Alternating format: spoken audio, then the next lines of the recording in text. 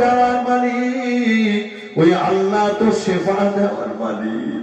যে আল্লাহ রোগ দেওয়ার মালিক, ওই আল্লাহ তো শেফা দেওয়ার মালিক।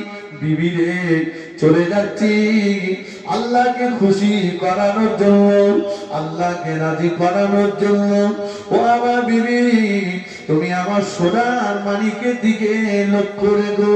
আবু তালহা রাদিয়াল্লাহু তাআলা মদিনা নববী শরীফে চলে গেলেন।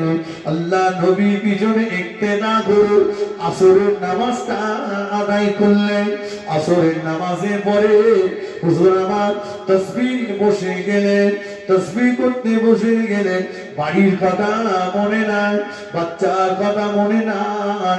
দেখতে দেখতে দেখতে দেখতে মদিনার মসজিদে নববীর মুয়াজ্জিন হযরত বেলাল রাদিয়াল্লাহু তাআলা আনহু মাগরিবের আযান দিয়ে দিয়েছে।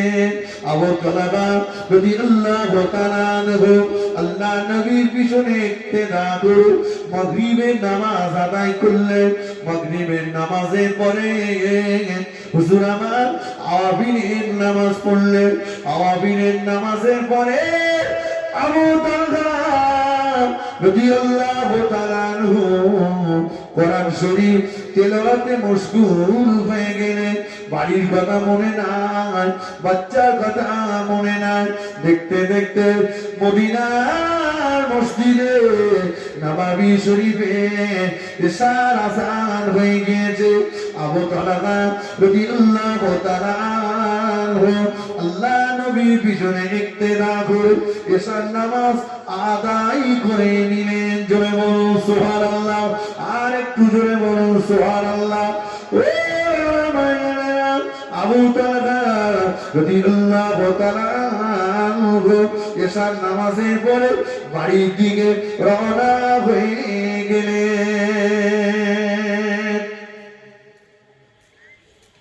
গিয়েছিলেন কখন? আসরে। ফিরছে কখন?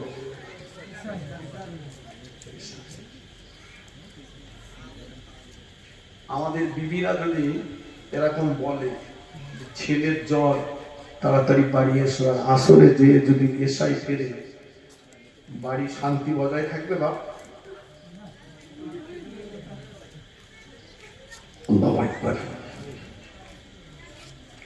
এজন্য ইসলাম বলছে বিয়ে করার আগে একটা মেয়ের 4টে গুণ দেখো। তার ভিতরে দেখো মেয়েটা দিনদার কিনা। বেশি প্রাধান্য দাও, দেখো মেয়েটা দিনদার কিনা। আর আমরা দেখতেছি দিন যা হয় হোক, মালদার কিনা।